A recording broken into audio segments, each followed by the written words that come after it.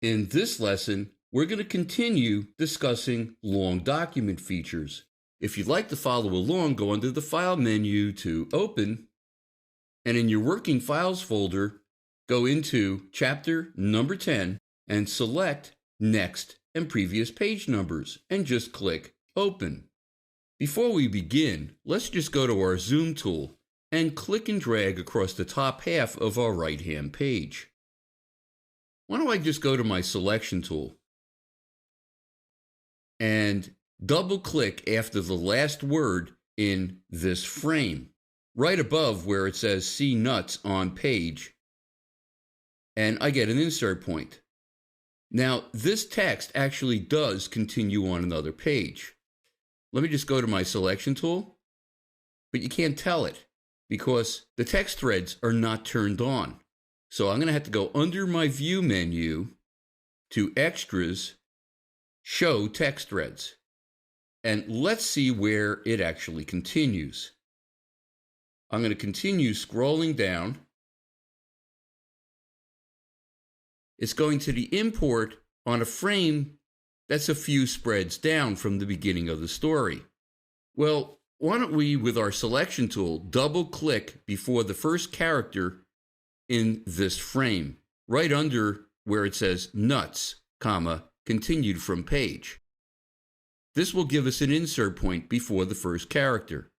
I can get back to my previous frame by clicking my left arrow on my keyboard, and it goes right there.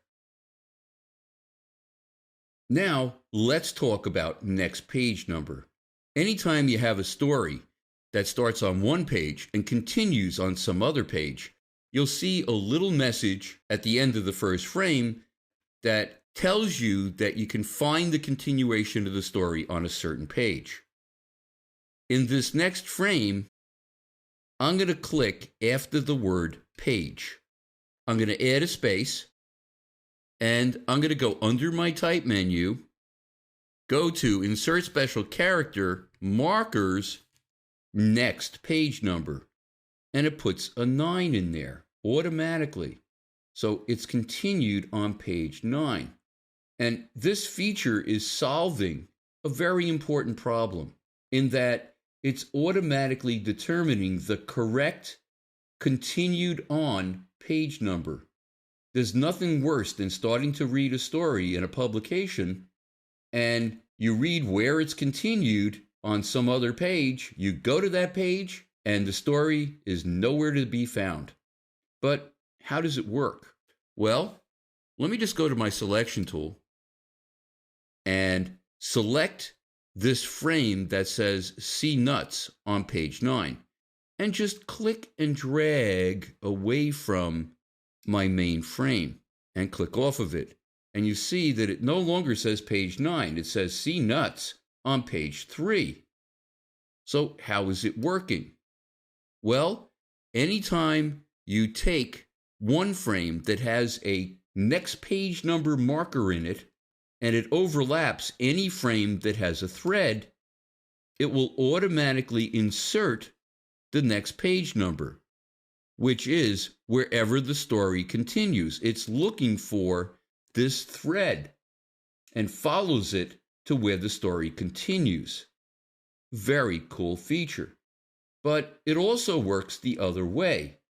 When you get to the continued on page, there'll be a message at the top of that continued on frame that says where the story is continued from. Well, why don't we take a look at that? I'm going to double click with my selection tool after the last word in my story frame and click my right arrow to go to the next frame that the story is continued in.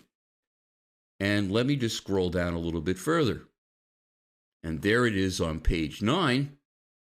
And if I were to get an insert point, let me just click off of my frame and re-click on the frame that says Nuts, continued from page.